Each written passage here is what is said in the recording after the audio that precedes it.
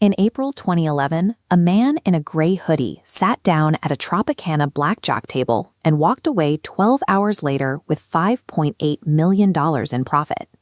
That single night was the culmination of a 6-month streak where he legally drained a total of $15 million from 3 different Atlantic City casinos.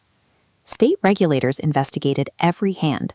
No evidence of card counting, no hidden devices, and absolutely no laws broken. He won by executing a strategy based on a systemic vulnerability the casinos had built themselves. To understand how the casinos exposed themselves, you have to look at Atlantic City in 2008. The global financial crisis wiped out consumer disposable income. People were losing money in the markets, so they stopped risking remaining cash at the tables. Compounding the damage, neighboring Pennsylvania legalized its own casinos. The primary customer base living in Philadelphia no longer needed to drive to the coast. In 4 years, Atlantic City casino revenues plummeted by nearly $2 billion. To survive the revenue drop, marketing departments went into overdrive. They called lists of high-rolling whales, offering massive 20% loss rebates to lure them back. If a premium player lost $100,000, the casino would simply hand them $20,000 back. Management assumed they still retained the house edge, just with lower profit margins. Their scramble to lure high rollers led them to approve contracts with mathematical flaws they failed to catch. One of the names on those VIP lists was Don Johnson. As a former state gaming regulator and industry insider, he recognized the flaw in the casino's rebate offer. Before committing to play a single hand, Johnson hired a team of PhD mathematicians. Their objective was to calculate the exact rule adjustments required to break the game's probability models. 3 rule changes: dealers standing on soft 17, late surrender, and re-splitting aces reduced the house edge to nearly zero.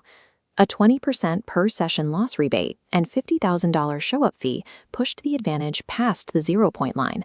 The player held the edge. Johnson didn't find a loophole in the rules of blackjack. He negotiated a corporate contract that mathematically guaranteed the casinos would lose money to him over time. Possessing a mathematical advantage only works if the casino lets you keep playing. If security identifies you as a threat, they will cut you off. Johnson disguised his intent. Instead of wearing an expensive suit and demanding VIP treatment, he wore a hoodie and a baseball cap, acting like an undisciplined amateur to avoid pit boss scrutiny. Behind the sloppy persona, he followed a strict protocol. He played until he reached exactly $500,000 in profit or $500,000 in loss, and then stopped immediately.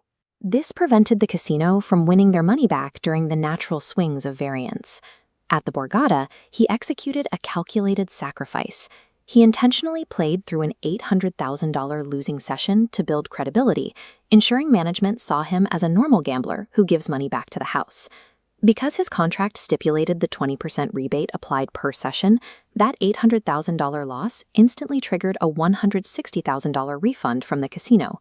His actual net loss dropped significantly, protecting the millions in profit he had already banked. By absorbing these strategic losses, Johnson manipulated the casinos into thinking their tactics were working, all while he systematically drained their vaults. In April 2011, Johnson returned to the Tropicana for a marathon 12-hour session to execute his final strike. Over those 12 hours, his mathematical edge compounded.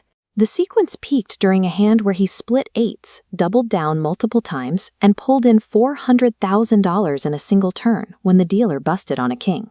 He cashed out with $5.8 million, securing the single largest loss in the Tropicana's history. Only after he left did casino executives review the footage. They quickly realized they hadn't been hit by a lucky streak. The contract they drafted had been weaponized against them. The corporate response was immediate panic. Executives were fired, accounts were frozen, and the casinos threatened massive lawsuits, claiming Johnson's strategy amounted to unfair exploitation. But those lawsuits hit a legal brick wall. State regulators investigated the entire 6-month run and confirmed Johnson followed every rule. The casinos had to honor the contracts they willingly signed. All 3 casinos paid out the full $15 million, and in the aftermath, high roller rebate programs were permanently capped at 10% worldwide. The entire casino industry relies on using probability to legally take money from players.